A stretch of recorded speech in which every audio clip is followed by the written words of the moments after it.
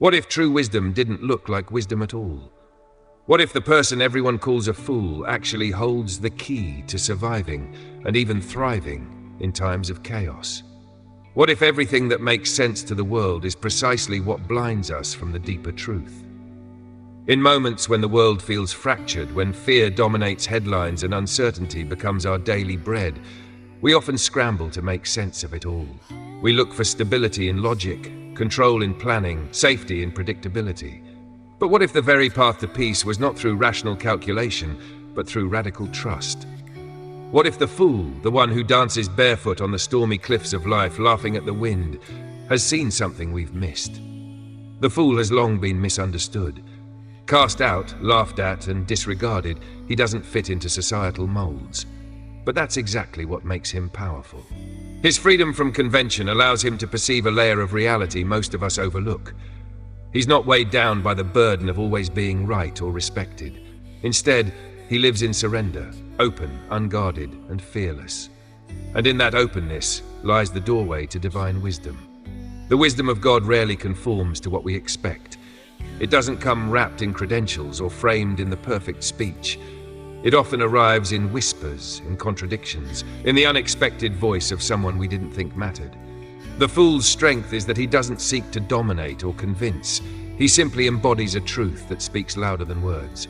He walks a path that appears chaotic, but is mysteriously ordered by grace. Consider how the sacred often reveals itself in the least likely places. A stable in Bethlehem, a cross on a hill, a broken man who forgives his executioners. These moments defy logic, yet they pulse with power. The fool echoes these sacred paradoxes. He reminds us that God's wisdom does not prioritize appearance, approval, or accomplishment. It flows instead from humility, vulnerability, and wild, untamed love. Troubled times don't require more calculation. They require more courage. And the fool, stripped of everything but his trust in the divine, becomes a mirror reflecting back the truth we've forgotten. He isn't foolish because he doesn't understand the risks. He is foolish because he chooses to leap anyway.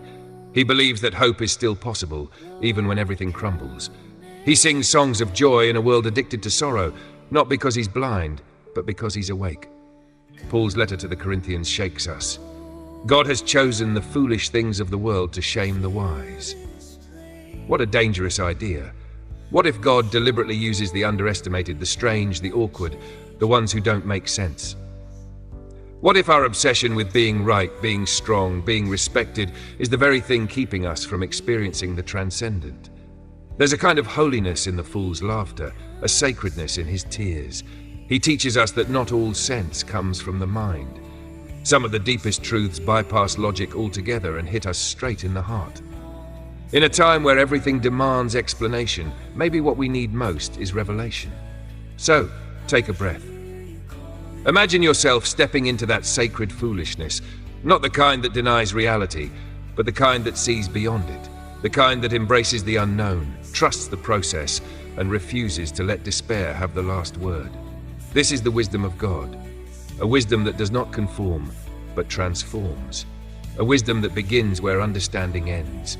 Let yourself laugh again, even in the storm. Let your hands open, even when you're afraid. Let your heart soften, even in a hardened world, because the fool might just be the only one who truly knows the way forward. And maybe, just maybe, it's time we follow. There's a strange kind of power in choosing to look foolish. In a world obsessed with appearances, the decision to embrace humility, to let go of pretense, to stop pretending you have it all together, this becomes a radical act. The fool doesn't wear masks. He doesn't decorate his image. He is unfiltered, vulnerable, and unapologetically real. And in that honesty, he unlocks a kind of strength most never discover. In times of crisis, people instinctively put on armor, emotional, intellectual, spiritual. They hide behind polished statements and rehearsed responses. But the fool strips that all away. He doesn't pretend to know the answers. He doesn't hide his fear. He doesn't fake his faith. Instead, he steps into the unknown with nothing but trust. He lays down the burden of pretending and walks with a limp that speaks more truth than 1,000 sermons. There's something sacred about that rawness. It touches people in ways no argument ever could. It reaches beyond the surface, to the part of us that's tired of pretending too. The fool becomes a mirror, showing us what it looks like to be unguarded, to risk being misunderstood, to risk being hurt, and to live fully anyway. Think about how children behave before the world teaches them to be afraid. They laugh without reason, cry without shame, and believe wildly in things they cannot see. That childlike freedom is often lost as we grow, replaced by caution and calculation. But the fool seems to carry that spark, refusing to let go of wonder, refusing to give in to cynicism. His heart stays soft, even in a harsh world. This doesn't mean the fool is careless, it means he is courageously open. He refuses to become jaded, no matter how many times he's been broken. He carries wounds, yes, but he does not let them define him. He does not let pain make him cruel or disappointment make him hard. Instead, he turns even his scars into symbols of grace, reminders that beauty often grows in broken places. The wisdom of God often flows through the wounds we're most ashamed of. It emerges not from our polished perfections, but from our lived experiences, our failures, our long nights and quiet prayers. The fool walks this path honestly. He doesn't try to bypass the pain, he moves through it. He learns not through instruction, but through encounter. And in doing so, he becomes a living parable. The world may not understand this. It may mock his simplicity or mistake his trust for naivety. But the fool isn't living for the world's approval. He answers to a different voice, a voice that speaks not in shouts, but in whispers, a voice that calls him to walk upstream when everyone else is drifting with the current. And because he listens, he hears things others miss. In a society that rewards speed, status, and success, the fool slows down. He notices what others overlook.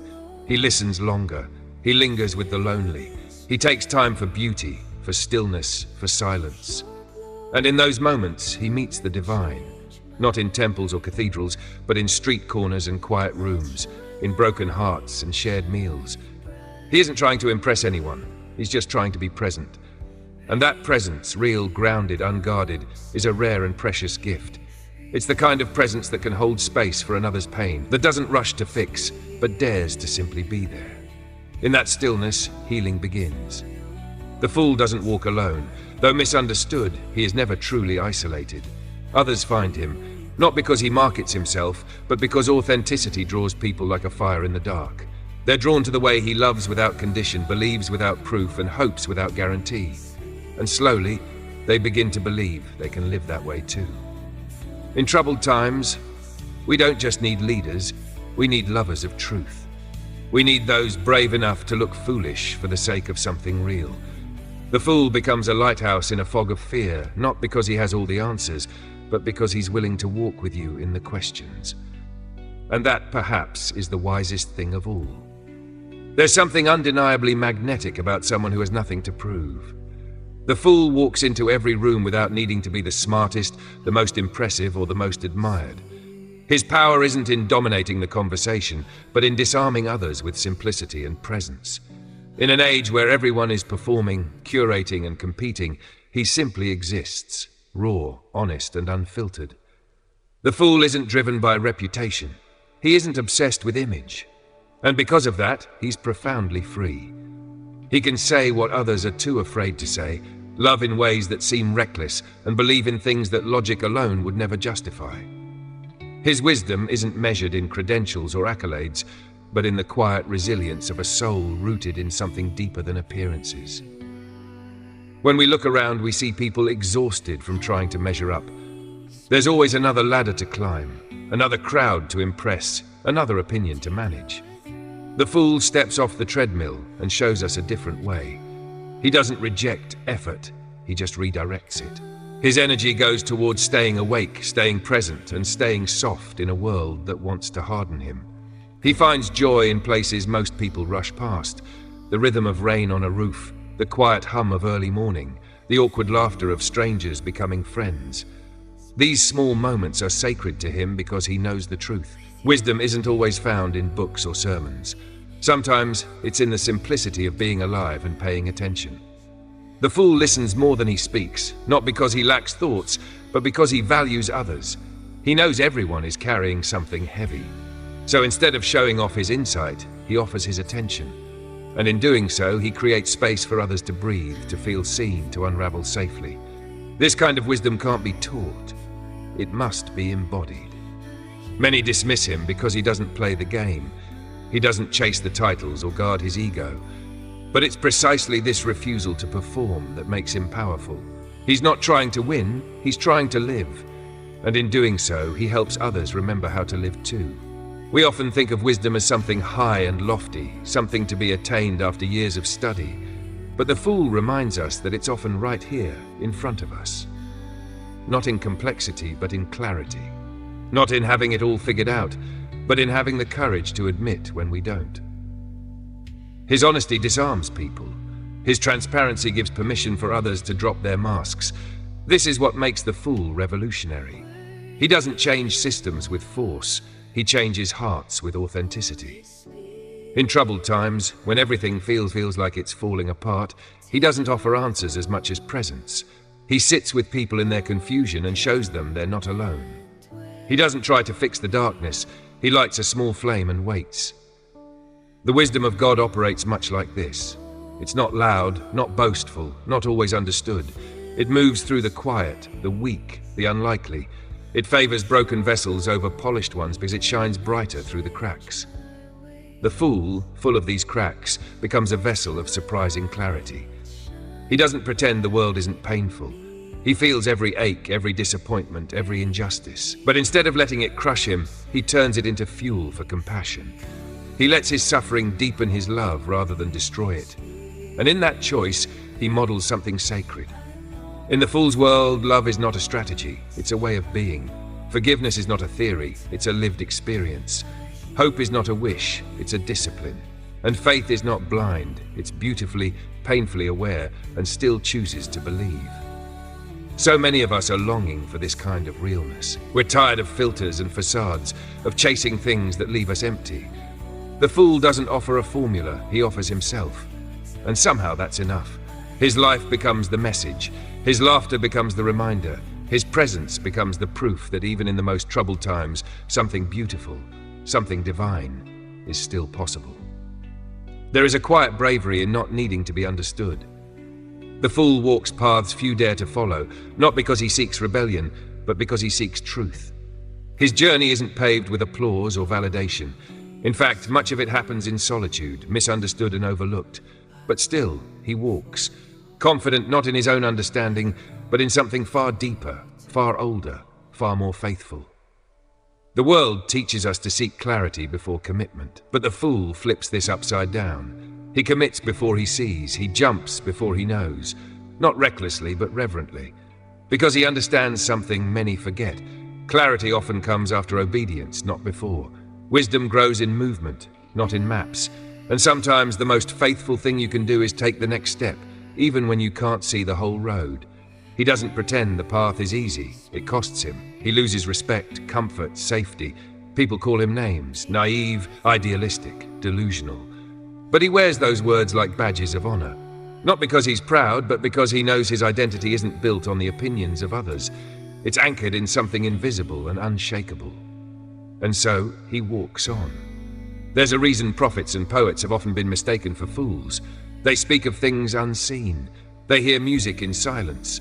They feel urgency in stillness. They disrupt the comfortable with questions and shake the powerful with dreams.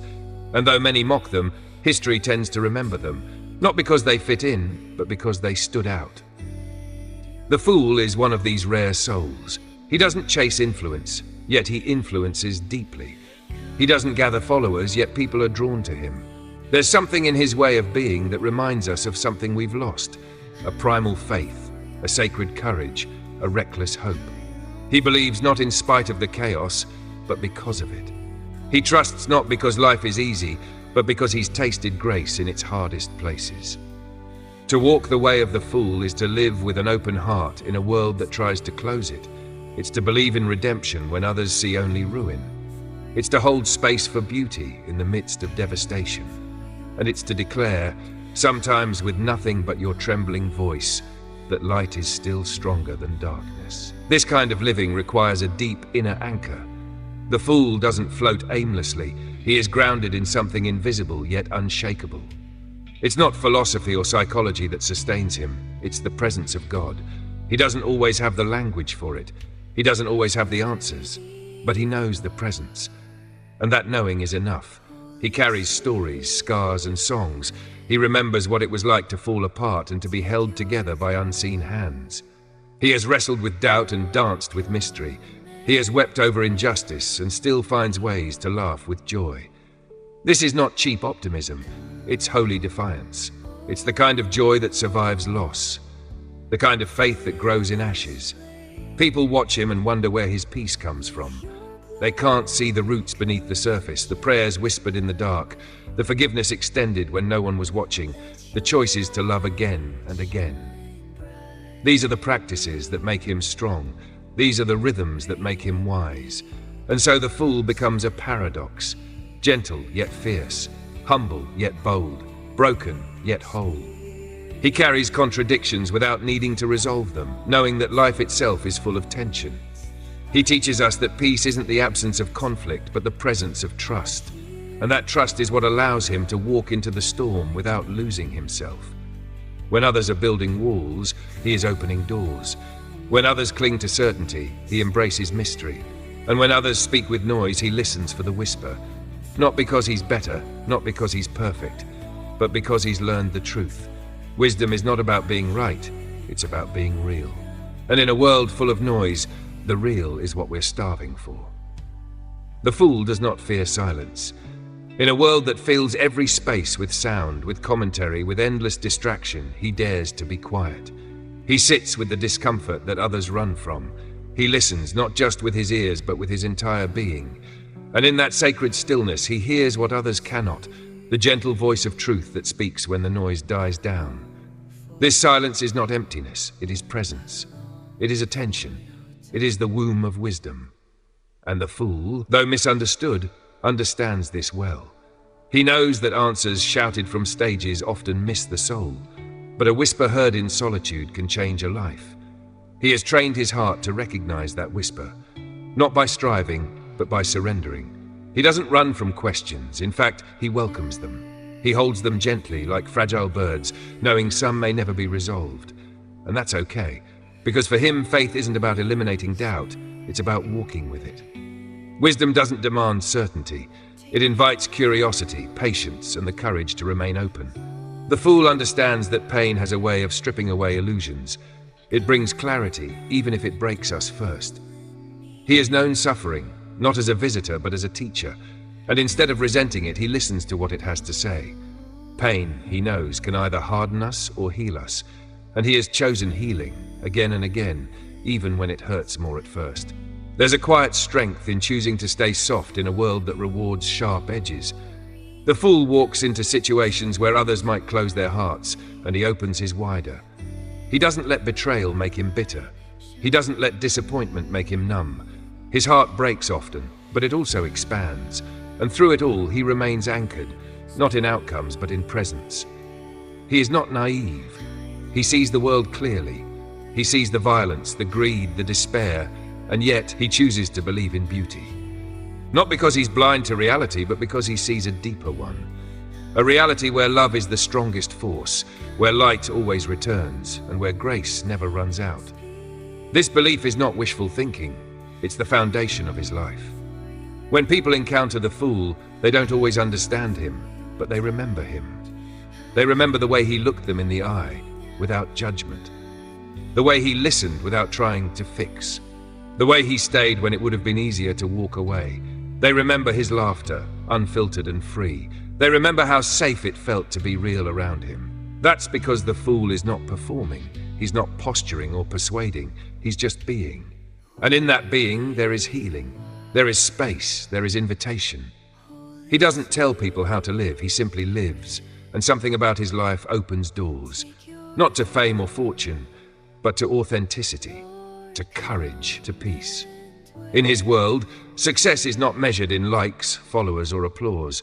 It's measured in kindness, in presence, in how deeply one can love without expecting anything in return. He may never be known by the world's standards, but he is deeply known by those who matter and by the one who sees all. The fool doesn't cling to possessions or positions. He travels light, knowing that the more we carry, the harder it is to move freely. He lets go of what no longer serves him, old stories, outdated identities, false beliefs, and in that letting go, he makes room for something new, something true. He reminds us that wisdom isn't about having more, it's about needing less, about finding joy in the ordinary, about choosing peace over power, love over fear, presence over performance.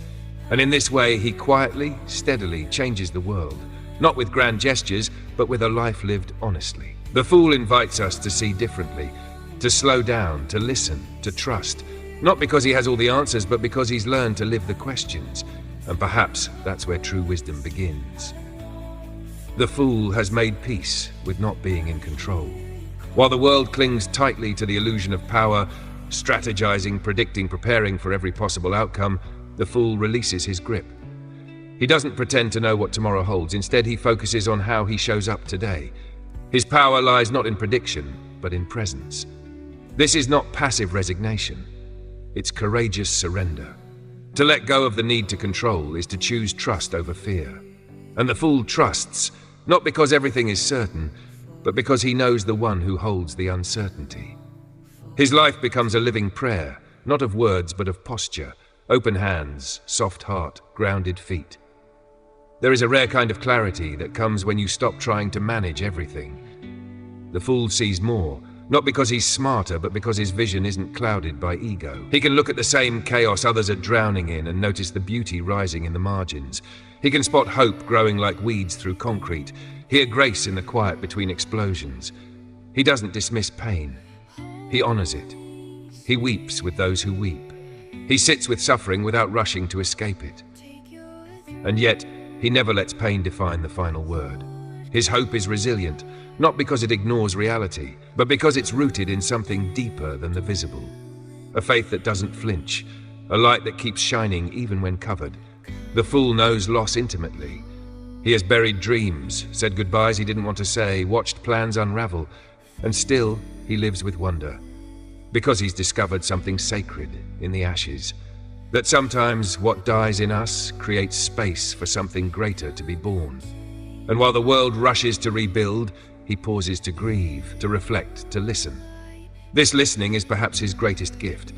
He listens to the earth, to the sighs of the forgotten, to the ache behind someone's silence. He hears stories that others ignore, tunes into frequencies lost beneath noise. This attentiveness makes him wise, not in the academic sense, but in the human sense. He sees people, not roles. He hears hearts, not just words. The Fool's interactions are rarely transactional. He's not calculating how to benefit from a connection. He's present for the sake of presence. He values moments over milestones, relationships over results, and that makes people feel safe. It reminds them that they are not problems to be solved, but mysteries to be loved. While others are building platforms, the Fool is building tables. Places where people can gather without performance, where bread is broken and stories are shared.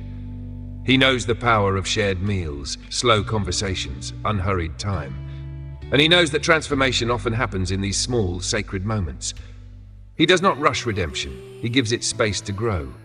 He believes people can change, but he doesn't force it. He plants seeds of grace and waters them with patience. And somehow, miracles happen. Not because he made them happen, but because he trusted the process, the timing, the divine unfolding of things. To many, the Fool looks ineffective.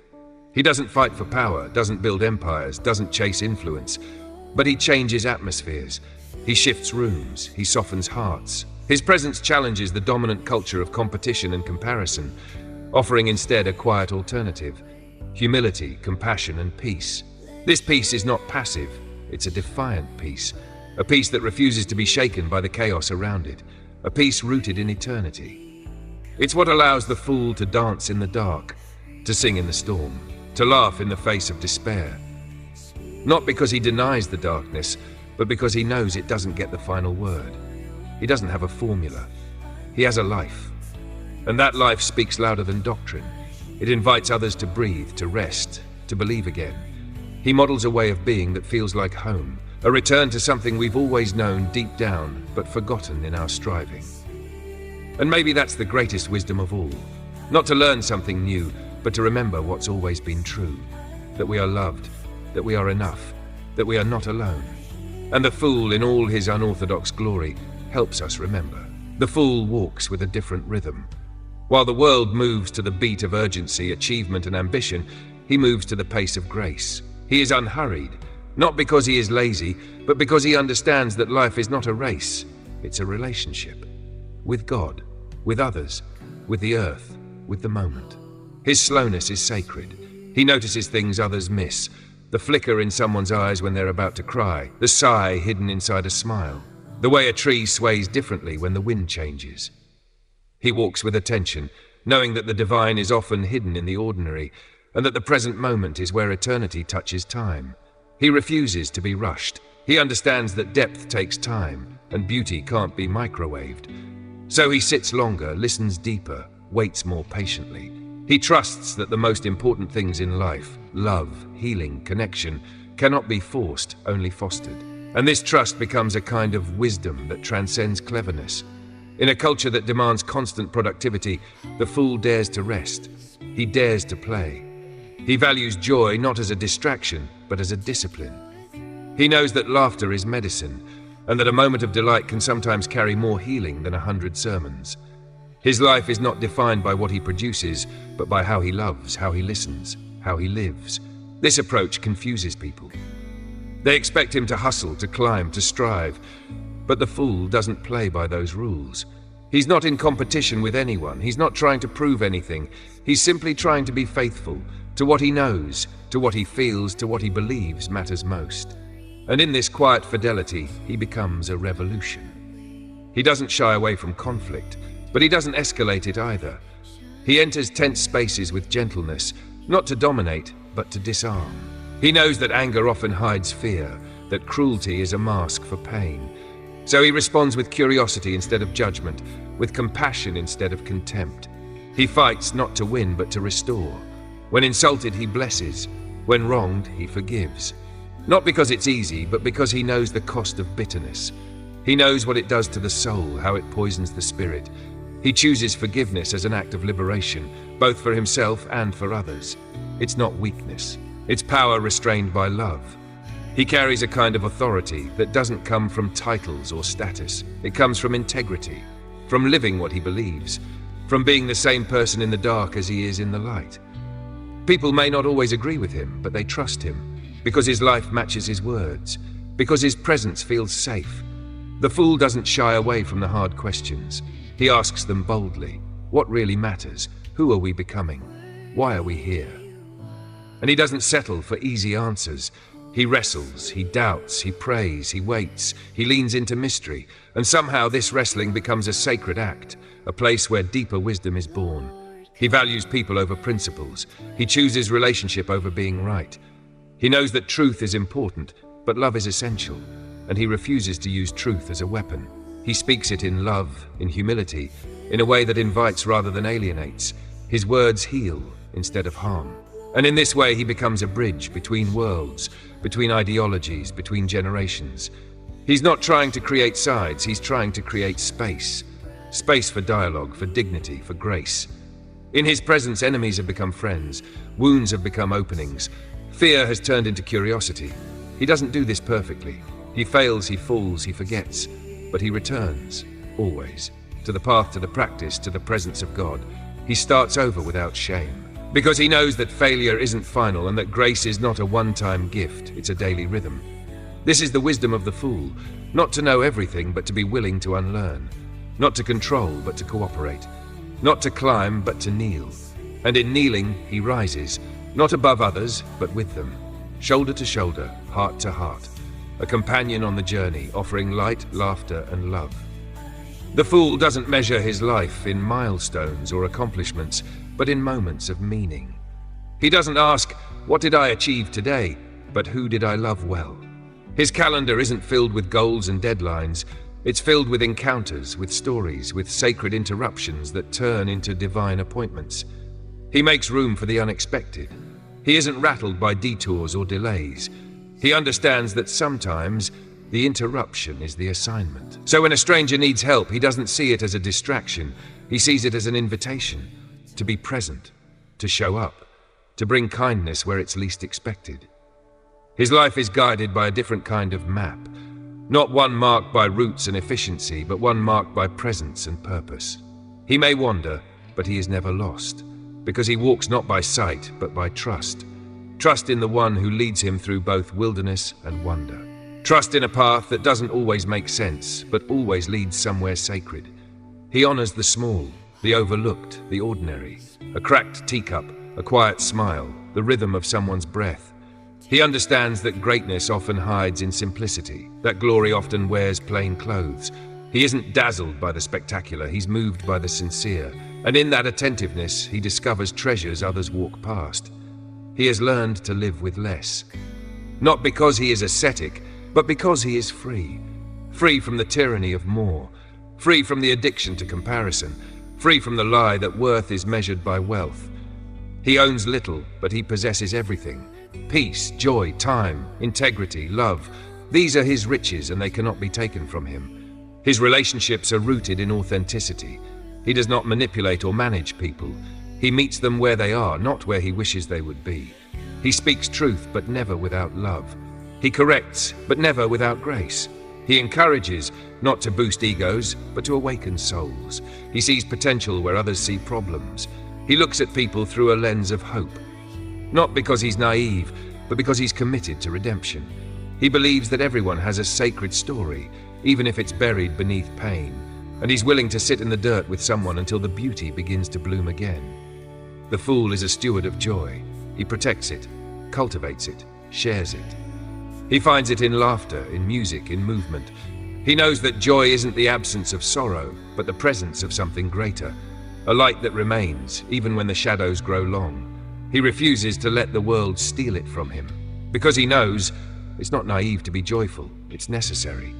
He understands that not everything can be explained, that some things must simply be experienced. Mystery is not a threat to him, it's a friend. It's where he meets God most intimately. In the questions, in the in-between, in the places where logic ends and wonder begins. He sings, even when his voice shakes. He dances, even when his heart is heavy. He loves, even when it costs him, because he knows that to withhold love is to withhold life, and he wants to live fully, even if it means being broken, misunderstood, or alone. His path is not without pain. He bleeds, he bruises, he breaks, but he never gives up. Because his hope isn't rooted in circumstances, it's rooted in resurrection, in the promise that what dies can rise again, that ashes can become beauty, that despair can become a doorway to deeper joy. People often ask him how he keeps going, how he keeps smiling, how he keeps forgiving, and he doesn't always have the words, but his life speaks. It speaks of grace that never runs out, of love that never lets go, of wisdom that looks foolish until you've lived it. He walks quietly, but he leaves an echo, a resonance in the hearts of those who encounter him, a reminder that maybe, just maybe, there's another way to live. One not ruled by fear, but by faith, not driven by success, but drawn by love. And in that way, the fool changes everything, simply by being himself. The fool doesn't need the spotlight to feel significant. He is content in the background, the unseen places, the quiet corners where transformation often begins. While others rush to be noticed, he finds meaning in simply noticing, in being attentive to life as it is, not as he wishes it would be. His impact is not measured in applause but in presence, not in reach but in resonance. He builds his life not on ambition, but on intention. Every word he speaks, every act of kindness, every moment of listening is deliberate. He's not in a hurry to move on. He lingers. He leans in. He understands that sometimes the most sacred thing you can give someone is your undivided attention. And in a world starving for connection, this becomes a radical act of love. There is a humility in how he lives. He does not assume he is always right. He does not need to win arguments or dominate discussions. Instead, he is open to being wrong, open to learning, open to change. He does not fear correction because he does not build his identity on being perfect. His foundation is grace, and so he grows freely. This humility makes him a peacemaker, not because he avoids conflict, but because he approaches it with empathy. He doesn't need to be loud to be heard. His calm is compelling, his gentleness disarms. He doesn't enter conversations to prove his point, but to understand another's heart. And often in doing so, he changes hearts without ever raising his voice. The fool has a unique relationship with time. He is not enslaved by the clock, but he honors the moment. He understands that rushing robs us of depth, that constant motion can lead to soul erosion. So he chooses to slow down, to walk instead of run, to pause instead of push. And in that slowness he finds wisdom most people miss. He is a student of seasons. He doesn't resist winter or rush summer. He trusts the rhythm of life. He knows that some things need to fall apart so that better things can be built. He respects endings, not as failures, but as fertile ground for new beginnings. And this trust gives him a kind of serenity that anchors others in their storms. He does not fear being misunderstood. He knows that clarity is not always immediate, that sometimes the truest things take time to be seen. He's willing to wait for the fruit, even if the seed looks foolish when it's first planted. He doesn't need instant results. He plants with faith, waters with patience, and trusts the harvest to God. His wisdom is born of experience, of walking through valleys, of being broken and rebuilt. He doesn't speak from theory, but from testimony. His insights are not polished, they're lived. They carry the weight of someone who has wept deeply and still chosen joy, who has lost much and still found meaning, who has seen darkness and still believed in light. He offers hope not as a slogan, but as a lifestyle. He doesn't deny reality, he redeems it. He finds reasons to celebrate even when things are hard, not out of denial, but out of defiance. A holy defiance that refuses to let cynicism have the last word. He holds grief and gratitude in the same hands, and somehow they don't cancel each other out, they complete each other. The fool is not afraid of his emotions. He lets them speak. He feels fully. He cries without shame and laughs without restraint. His emotional honesty creates space for others to be honest too. In his presence, people feel safe to be human, to bring their whole selves, their mess, their questions, their hope. He honors the journey. He knows that everyone is at a different place, and that's okay. He doesn't rush people to change. He walks with them. Sometimes beside them, sometimes behind them, rarely ahead, always with. He is not a leader in the conventional sense, but he leads by example, by love, by faithfulness. His life is a quiet revolution, a rebellion against everything shallow, hurried, and false. He lives deeply, loves freely, trusts boldly, and though the world may never fully understand him, it will never forget him. Because in every interaction, every gesture, every breath, he reveals something of God's wisdom, disguised in foolishness, but unmistakably divine. The fool does not seek legacy. He doesn't obsess over what people will remember about him. He doesn't craft a brand or curate a reputation. His focus is today, this breath, this encounter, this step. And strangely, because he lives so fully in the now, his presence lingers long after he's gone. He imprints hearts, not headlines. He sows seeds in souls, not social feeds. He is fully human, yet he reminds us of something heavenly, not through miracles or fanfare, but through consistency, through kindness, through a way of being that cuts through the noise and says, "Here I am, fully here, fully yours." And in a world where people often feel invisible, that presence becomes a healing force. The fool doesn't fear death, not because he's reckless, but because he has made peace with life. He doesn't waste time chasing immortality through achievements. He seeks eternity in every moment. He believes that how we live now echoes into forever. And he lives in such a way that heaven feels a little closer when he's near. His relationships are marked by reconciliation. He doesn't hold grudges. He doesn't keep score. He knows that forgiveness frees both the offender and the offended. He forgives quickly and fully, not because it's easy, but because he knows bitterness is too heavy a burden to carry. He would rather be misunderstood than let resentment rot his soul. He speaks truth, even when it costs him. He loves people who may never love him back. He walks into rooms where he's not welcomed and stays anyway, because love goes where it's needed, not just where it's comfortable. He does what is right, even when it's unseen, uncelebrated, or unpopular. Because integrity isn't about recognition, it's about alignment with the truth. The fool doesn't conform to the world's standards of success. He doesn't need a stage or a spotlight. He is not the loudest voice in the room, but he is often the most powerful. His wisdom is quiet, but it penetrates. His love is subtle, but it transforms. His life is simple, but it speaks volumes. He prays, not always with words, but with his life. Every act of compassion, every moment of stillness, every time he chooses grace over judgment is a kind of prayer. He doesn't separate the sacred from the ordinary. He finds the divine in dishes, in dust, in the daily moments most overlook. And when people ask how he became this way, he doesn't point to a single moment. He speaks of a journey, of many small choices, of falling and rising, of moments of clarity and long nights of confusion, of grace that found him in the dark and never let go. He doesn't boast in strength, he boasts in weakness made holy. He is not a hero, he is not a saint. He is a human being who has chosen a different path, a quieter path, a path marked not by perfection, but by purpose. Not by noise, but by nuance. Not by having all the answers, but by being brave enough to live the questions. In the end, what sets the fool apart is not that he knows more, it's that he trusts more.